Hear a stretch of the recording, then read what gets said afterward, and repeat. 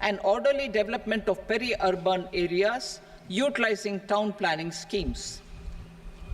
Creative redevelopment of cities. For creative brownfield redevelopment of existing cities with a transformative impact, our government will formulate a framework for enabling policies, market-based mechanisms, and regulation. Transit-oriented development. Transit-oriented development plans for 14 large cities with a population above 30 lakh will be formulated, along with an implementation and financing strategy. Urban housing. Under the PM Awas Yojana, Urban 2.0, housing needs of 1 crore urban poor and middle-class families will be addressed with an investment of 10 lakh crore rupees. This will include the central assistance of 2.2 lakh crore rupees in the next 5 years. A provision of interest subsidy to facilitate loans at affordable rates is also envisaged. In addition, enabling policies and regulations for efficient and transparent rental housing markets with enhanced availability will also be put in place. Water supply and sanitation.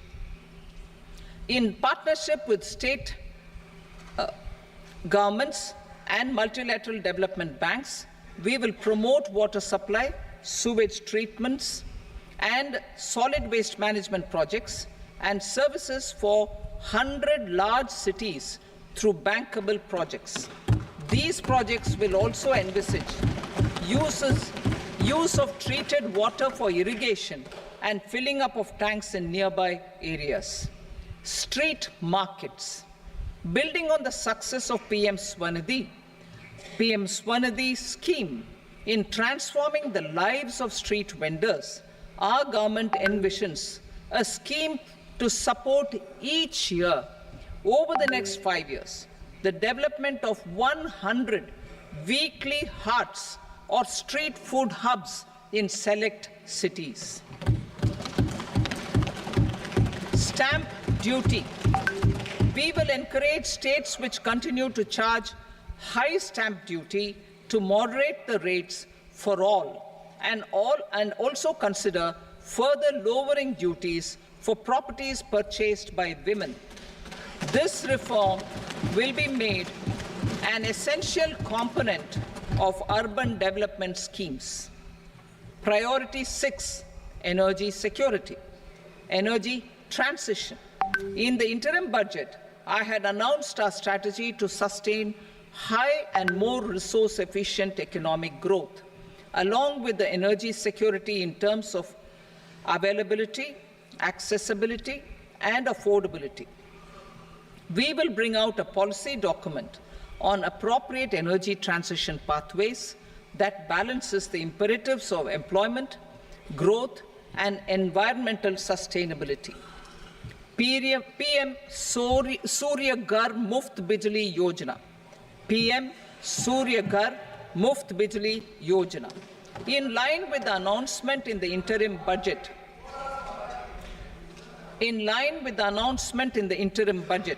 PM Surya Ghar Muft Bijli Yojana has been launched to install rooftop solar plants to enable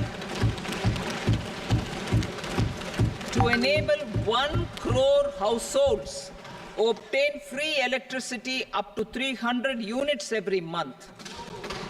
The scheme has generated remarkable response with more than 1.28 crore registrations and 14 lakh applications, and we will further encourage it.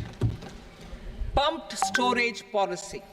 A policy for promoting pumped storage projects will be brought out for electricity storage and facilitating smooth integration of the growing share of renewable energy with its variable and intermittent nature in the overall energy mix.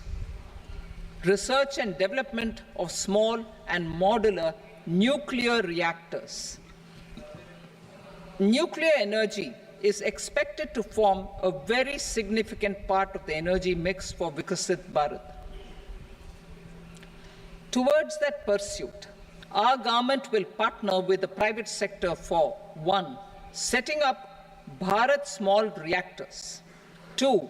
Research and development of Bharat Small Modular Reactor, and 3. Research and development of newer technologies for nuclear energy. The R&D funding announced in the interim budget will be made available for this sector also. Advanced ultra supercritical thermal power plants. The development of indigenous technology for advanced ultra supercritical thermal power plants with much higher efficiency has been completed. A joint venture between NTPC and BHEL will set up a full-scale 800 megawatt commercial plant using AUSC technology. The government will provide the required fiscal support. Moving forward, development of indigenous capacity for the production of high-grade steel and other advanced metallurgy materials for these plants will result in strong spin-off benefits for the economy. Roadmap for hard-to-abate industries. A roadmap for moving the hard-to-abate industries from energy efficiency targets to emission targets will be formulated.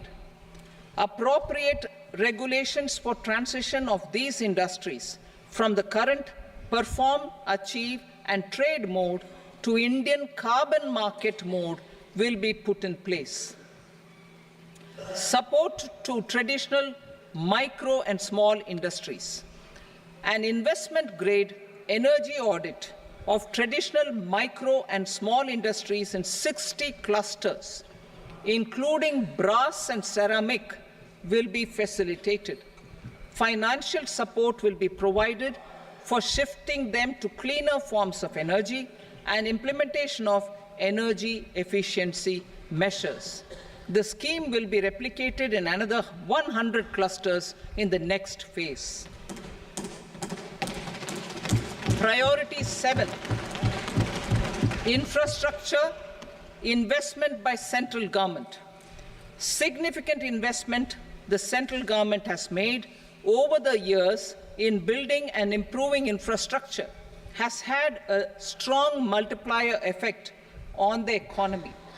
We will endeavor to maintain strong fiscal support for infrastructure over the next 5 years in conjunction with imperatives of other priorities and fiscal consolidation.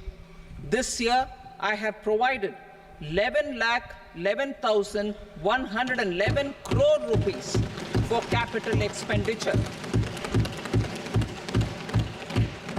This would be 3.4% of our GDP. Infrastructure investment by state governments. We will encourage states to provide support of similar scale for infrastructure, subject to their development priorities. A provision of 1.5 lakh crore rupees for long-term interest-free loans have been made this year also to support the states in their resource allocation. Private investment in infrastructure. Investment in infrastructure by private sector will be promoted through viability gap funding and enabling policies and regulations. A market-based financing framework will be brought out. Pradhan Mantri Gram Sadak Yojana, Phase 4 of the PMGSY will be launched to provide all-weather connectivity to 25,000 rural habitations, which have become eligible in view of their population increase. Irrigation and flood mitigation. Bihar has frequently suffered from floods, many of them originating outside the country. Plans to build flood control structures in Nepal are yet to progress. Our government, through the Accelerated Irrigation Benefit Program and other sources, will provide financial support for projects with estimated cost of 11,500 crore rupees, such as the Kosi-Michi intra-state link and 20 other ongoing and new schemes, including barrages, river pollution abatement, and irrigation projects. In addition, survey and investigation of Kosi-related flood mitigation and irrigation projects will be undertaken.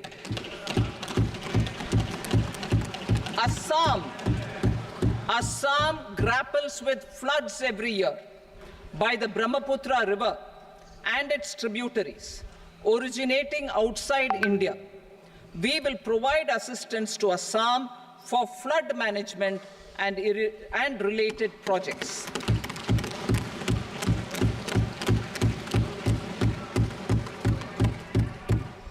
Himachal Pradesh suffered extensive losses due to floods last year. Our government will provide assistance to the state for reconstruction and rehabilitation through multilateral development assistance.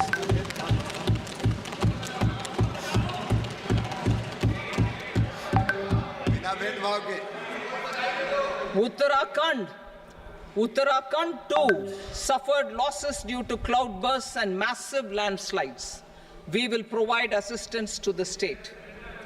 Recently, Sikkim witnessed devastating flash floods and landslides that wreaked havoc across the state. Our government will provide assistance to the state.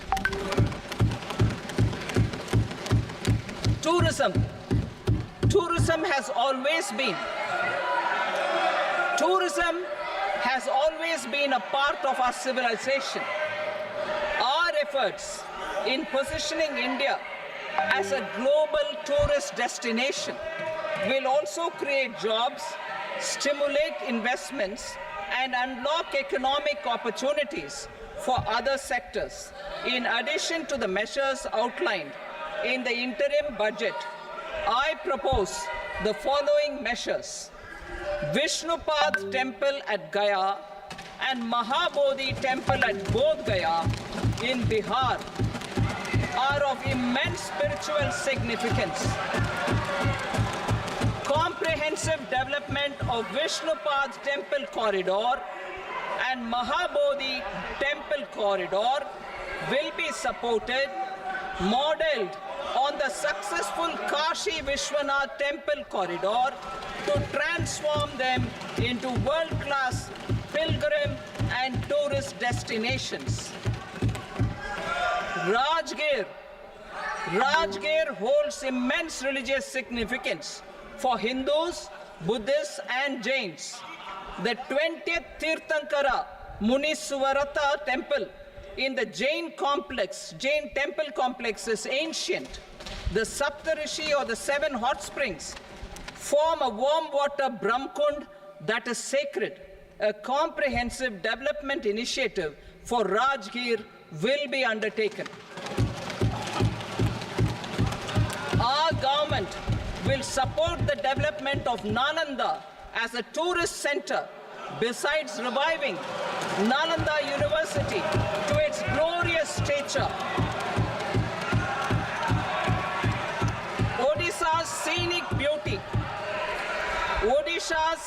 beauty, temples, monuments, craftsmanship, wildlife sanctuaries, natural landscapes, and pristine beaches make it an ultimate tourism destination.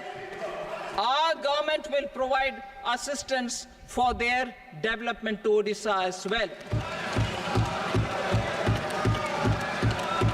Priority 8, innovation, research, and development.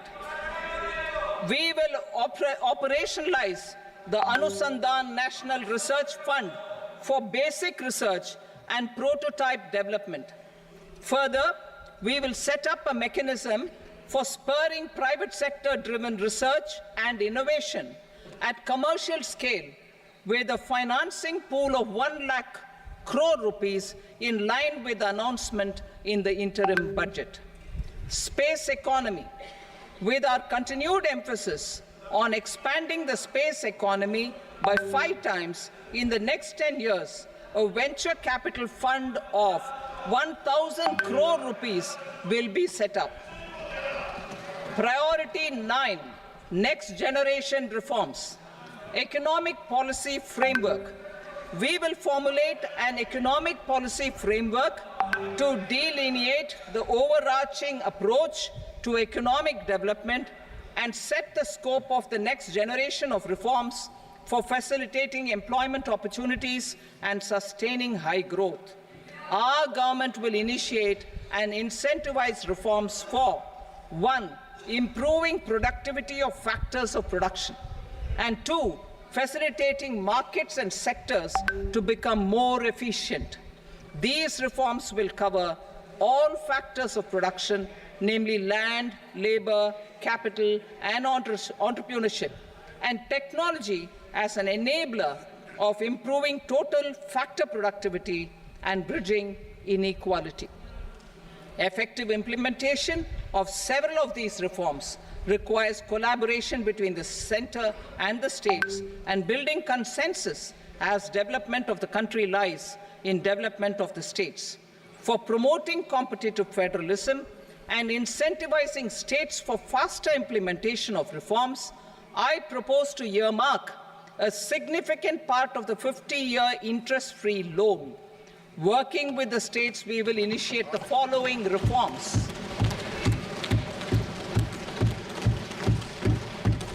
Land-related reforms and actions, both in the rural and urban areas, will cover land administration, will cover 1. Land administration, planning and management, and 2. Urban planning usage and building bylaws. These will be incentivized for completion within the next 3 years through appropriate fiscal support. Rural land-related actions. Rural land-related actions will include 1.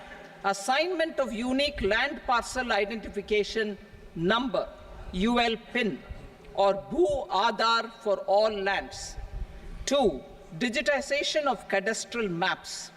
3. Survey of subdivisions, survey of map subdivisions as per current ownership.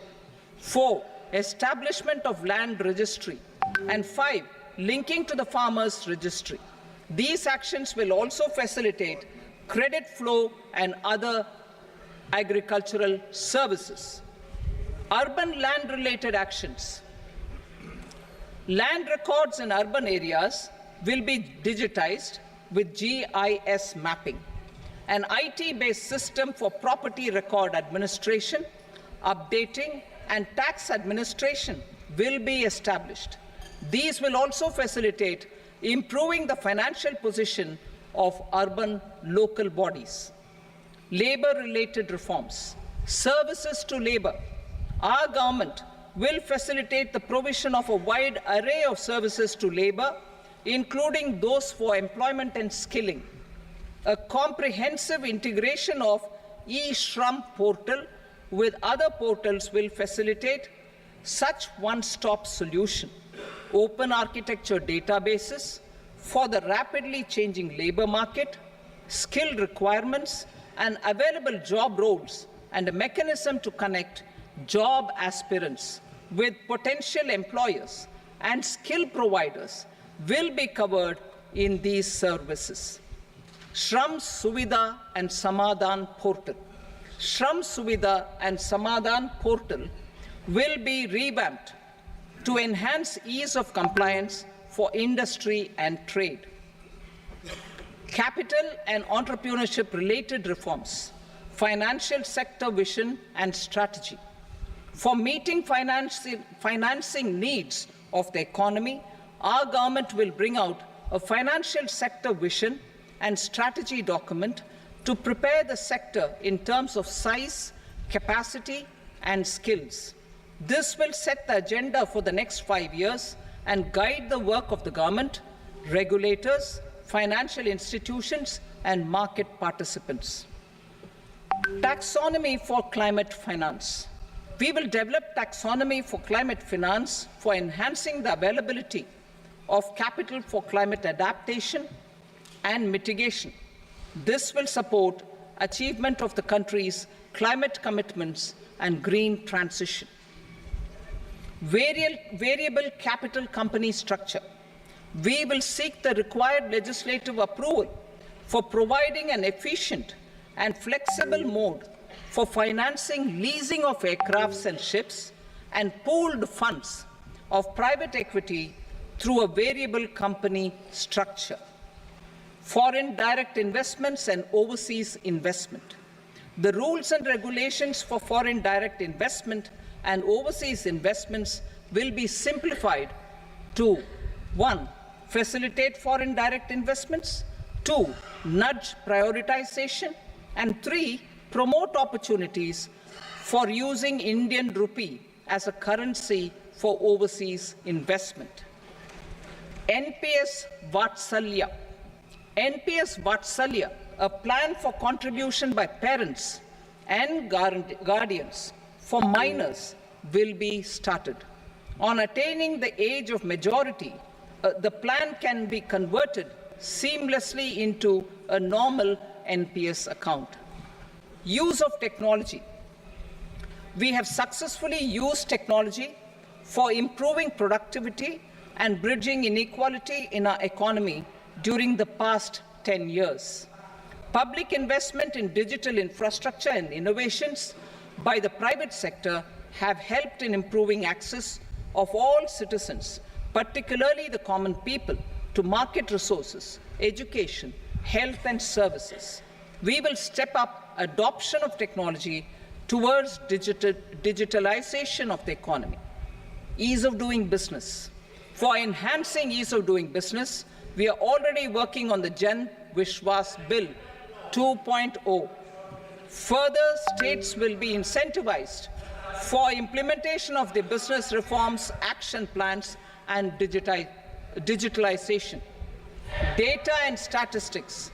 For improving data governance, collection, processing and management of data and statistics, different sectoral databases, including those established under the Digital India Mission, will be utilized with active use of technology tools.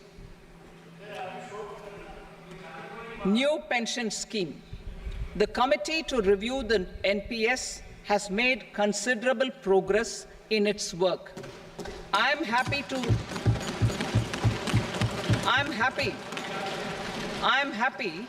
that the staff side of the National Council of the Joint Consultative Machinery for Central Government Employees has taken a constructive approach.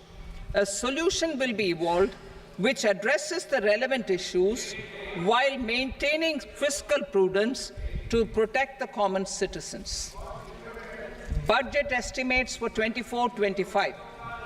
For the year 24-25, total receipts other than borrowings and the total expenditure are estimated at 32.07 lakh crore rupees and 48.21 lakh crore rupees respectively.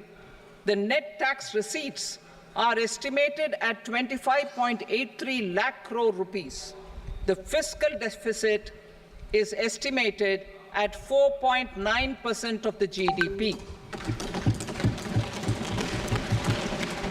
The gross and the net market borrowings through dated securities during 24-25 are estimated at 14.01 lakh crore rupees and 11.63 lakh crore rupees respectively. Both will be less than that in 23-24. The fiscal consolidation path announced by me in 2021 has served our economy very well, and we aim to reach the deficit below 4.5% next year. The government is committed to staying the course. From 2026-27 onwards, our endeavor will be to keep the fiscal deficit each year such that the central government's debt will be on a declining path as percentage of GDP. I will now move to Part B.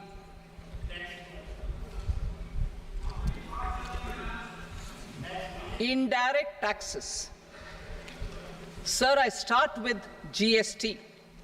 It has decreased tax incidence on the common man, reduced compliance burden and logistics cost for trade and industry, and enhanced revenues of the central and the state governments. It is a success of vast proportions. To multiply the benefits of GST, we will strive to further simplify and rationalize the tax structure and endeavour to expand it to the remaining sectors. My proposals for customs duties intend to support domestic manufacturing, deepen local value addition, promote export competitiveness, and simplify taxation while keeping the interest of the general public and consumers surmount. In Budget 22-23, we reduced the number of customs duty rates. I propose to undertake a comprehensive review of the rate structure over the next 6 months to rationalize and simplify it for ease of trade, removal of duty inversion, and reduction of disputes. I shall now take up sector-specific customs duty proposals. Medicine and medical equipments. To provide relief to cancer patients, I propose to fully exempt 3 more medicines from customs duties.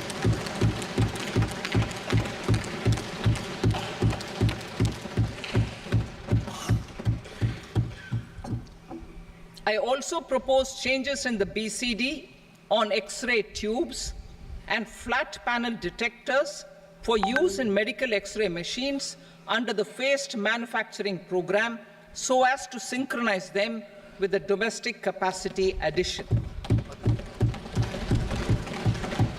Mobile phone and related parts.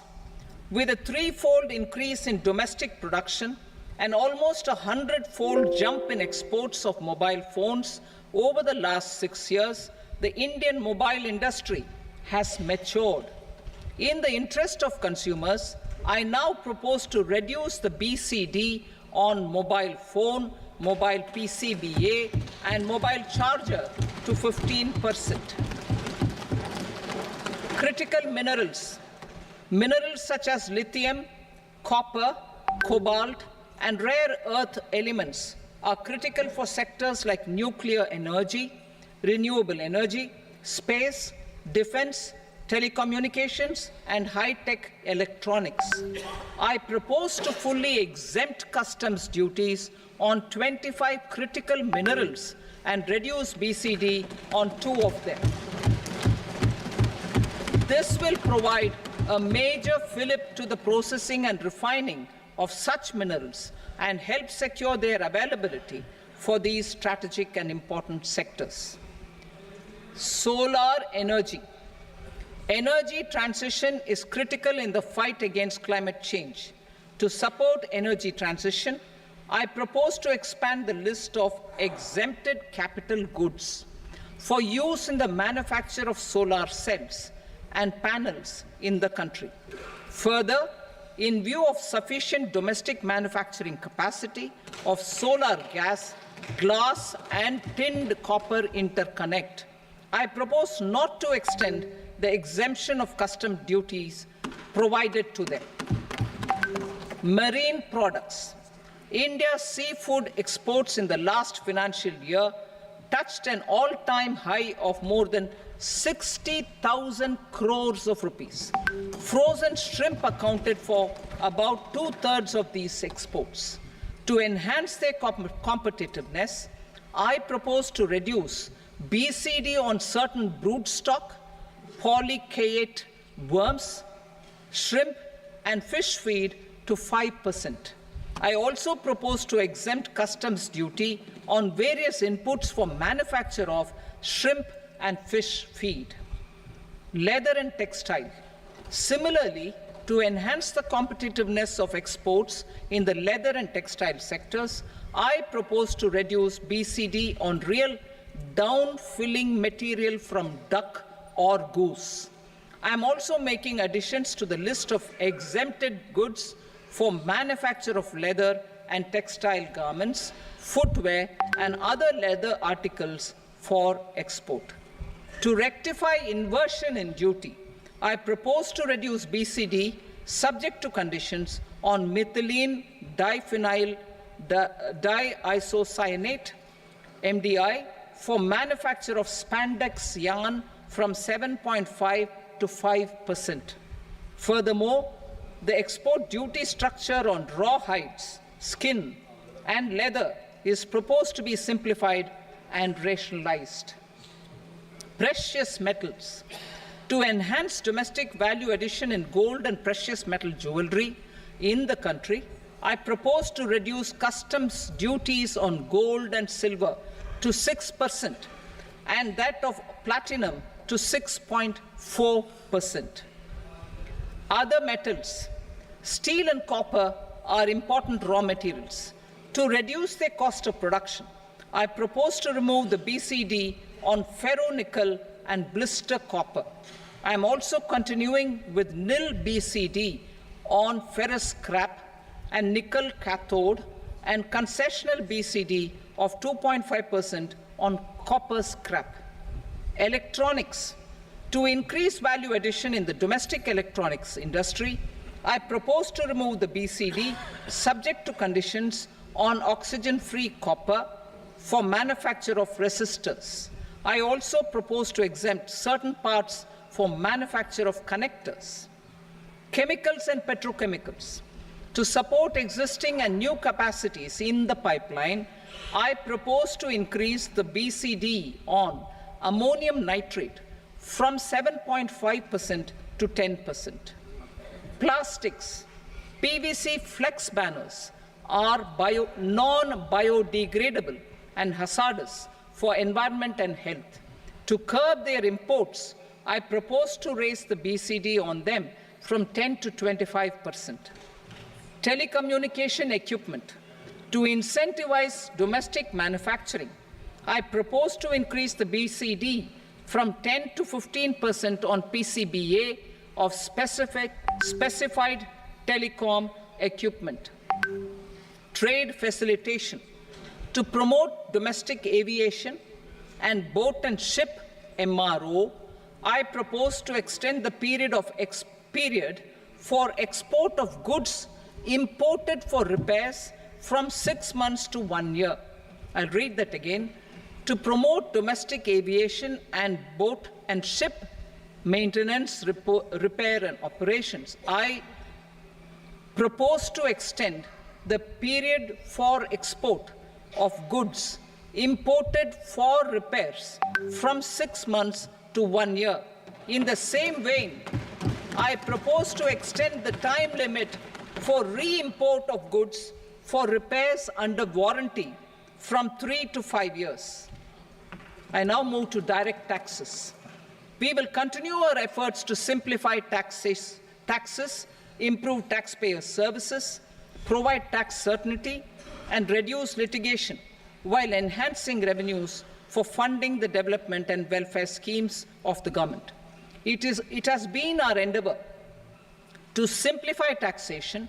We have taken a number of measures in the last few years, including introduction of simplified tax regimes without exemptions and deductions for corporate tax and for personal income tax. This has been appreciated by taxpayers. 58% of corporate tax came from the simplified tax regime in the financial year 22-23. Similarly, as per data available till now, for the last fiscal, more than 2/3 have availed the new personal income tax regime. Comprehensive review of the Income Tax Act. I am now announcing a comprehensive review of the Income Tax Act 1961. The purpose is to make the Act concise, lucid, easy to read and understand. This will reduce disputes and litigation, thereby providing tax certainty to the taxpayers. I will also bring down the demand embroiled in litigation. It is proposed to be completed in 6 months. A beginning is being made in the Finance Bill by simplifying the tax regime for charities, tedious rate structures, provisions of reassessment and such provisions, and capital gains taxation. Simplification for charities and tedious. The two tax exemption regimes for charities are proposed to be merged into one. The 5% TDS rate on many payments is being merged into the 2% TDS rate, and the 20% TDS rate on repurchase of units by mutual funds or UTI is being withdrawn. TDS rate on e-commerce operators is proposed to be reduced from 1 to 0.1%. Moreover, credit of TCS is proposed to be given in the TDS to be deducted on salary. Further, I propose to decriminalize delay for payment of TDS up to the due date of filing statement for the same. I also plan to provide a standard operating procedure for TDS defaults and simplify and rationalize the compounding guidelines for such defaults. Simplification of reassessment. I propose to thoroughly simplify the provisions for reopening and reassessment. An assessment hereinafter can be reopened beyond 3 years from the end of the assessment year only if the escaped income is 50 lakh rupees or more, up to a maximum period of 5 years from the end of the assessment year. Even in such cases, a time limit of 6 years before the year of the search, as against the existing time limit of 10 years, is being proposed. This will reduce tax uncertainty and disputes. Simplification and rationalization of capital gains. Capital gains taxation is also proposed to be hugely simplified. Short-term gains on certain financial assets shall henceforth attract a tax rate of 20%, while that on all other financial assets and all non-financial assets shall continue to attract the applicable tax rate. Long-term gains on all financial and non-financial assets, on the other hand, will attract a tax rate of 12.5%. For the benefit of the lower and the middle income classes, I propose to increase the limit of exemption of capital gains on certain financial assets to 1.25 lakh rupees per year. Listed financial assets held for more than a year will be classified as long-term, while unlisted financial assets and all non-financial assets will have to be held for at least 2 years to be classified as long-term. Unlisted bonds and debentures, debt mutual funds, and market-linked debentures, irrespective of holding period, however, will attract tax on capital gains at applicable rates. Taxpayer services. All the major taxpayer services under GST and most services under customs and income tax have been digitalized. All remaining services of customs and income tax, including rectification and order giving effect to appellate orders, shall be digitalized and made paperless over the next 2 years. Litigation and appeals. While our concerted efforts to reduce pendency of appeals at various appellate fora are beginning to show good results, it will continue to engage our highest attention. To dispose of the backlog of first appeals, I plan to deploy more officers to hear and decide such appeals, especially those with large tax effect. for resolution of certain income tax disputes pending an appeal. I am also proposing Vivad Se Vishwas Scheme 2024. Further, I propose to increase monetary limits for filing appeals related to direct taxes, excise and service tax in the tax tribunals, high courts and Supreme Court to 60 lakh rupees, 2 crore rupees and 5 crore respectively, with a view to reduce litigation and provide certainty in international taxation. We will expand the scope of safe harbor rules and make them more attractive. We will also streamline the transfer pricing assessment procedure. Employment and investment. I have a few proposals to promote investment and foster employment. First of all, to bolster the Indian startup ecosystem, boost the entrepreneurial spirit, and to support innovation, I propose to abolish the so-called angel tax for all classes of investors. Second, there is tremendous potential for cruise tourism in India. To give a fillip to this employment-generating industry, I am proposing a simpler tax regime for foreign shipping companies operating domestic cruises in the country. Third, India is a world leader in the diamond cutting and polishing industry, which employs a large number of skilled workers. To further promote the development of this sector, we would provide for safe harbor rates for foreign mining companies selling raw diamonds in the country. Fourth, to attract foreign capital for our development needs, I propose to reduce the corporate tax rate on foreign companies from 40 to 35%. Deepening the tax base. I have a couple of proposals for deepening the tax base. First, security transaction tax on futures and options of securities is proposed to be increased to 0.02% and 0.1% respectively. Second, for reasons of equity, I propose to tax income received on buyback of shares in the hands of recipients. Other proposals: to improve social security benefits, deduction of expenditure by employers towards NPS is proposed to be increased from 10 to 14% of the employee's salary. Similarly, deduction of this expenditure up to 14% of salary from the income of employees in private sector, public sector banks and undertakings opting for the new tax regime is proposed to be provided.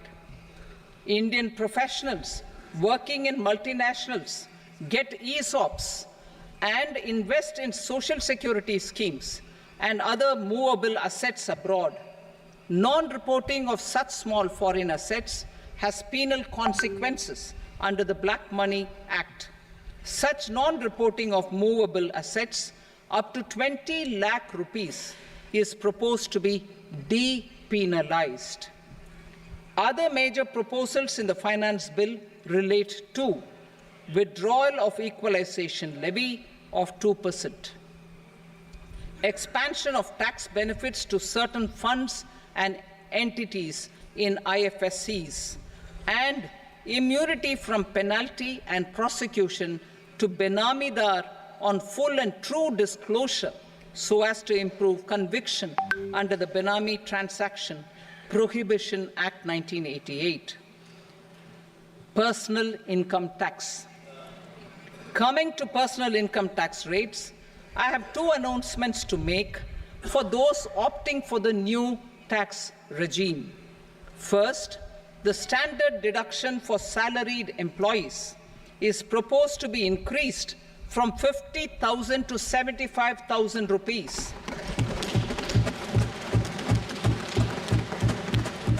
Similarly, deduction on family pension for pensioners is proposed to be enhanced from 15,000 to 25,000 rupees.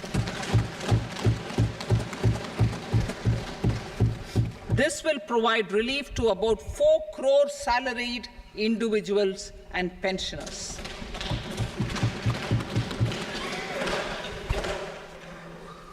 Second, in the new tax regime, the tax rate structure is proposed to be revised as follows. 0 to 3 lakh rupees, nil. 3 to 7 lakh rupees, 5%. 7 to 10 lakh rupees, 10%. 10 to 12 lakh rupees, 15%. 12 to 15 lakh rupees, 20%. And above 15 lakh rupees, 30%. As a result of these changes, a salaried employee in the new tax regime stands to save up to 17,500 rupees in income tax.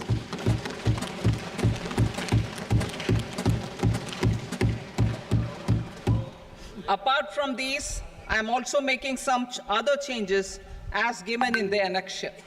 As a result of these proposals, revenue of about 37,000 crore, that is 29,000 crore in direct taxes and 8,000 crore in indirect taxes will be foregone, while revenue of about 30,000 crore rupees will be additionally mobilized.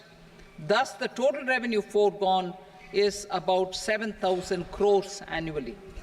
Mr. Speaker, sir, with this, I commend the budget to this august House. Jai Hind.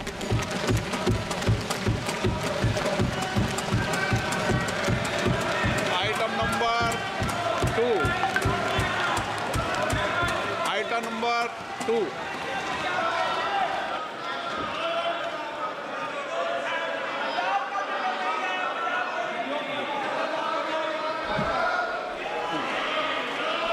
Sir, with your permission, I rise to lay on the table the following statements under Section 3 of the Fiscal Responsibility and Budget Management, FRBM Act 2003, Medium-Term Fiscal Policy cum Fiscal Policy Strategy Statement and Macroeconomic Framework Statement.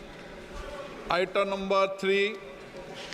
Sir, with your permission, I rise to move for leave to introduce the Finance Number 2 Bill 2024.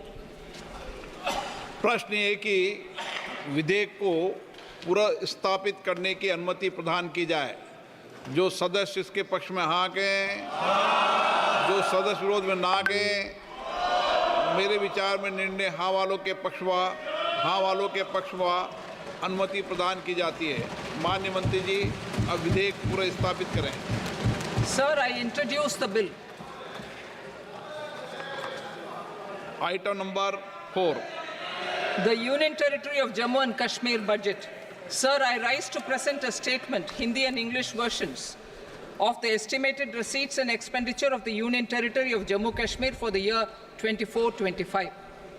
सभा की कार्रवाई कल बुधवार दिनांक 24 जुलाई 2024 को प्राप्त 11 बजे तक के लिए स्थगित की जाती है।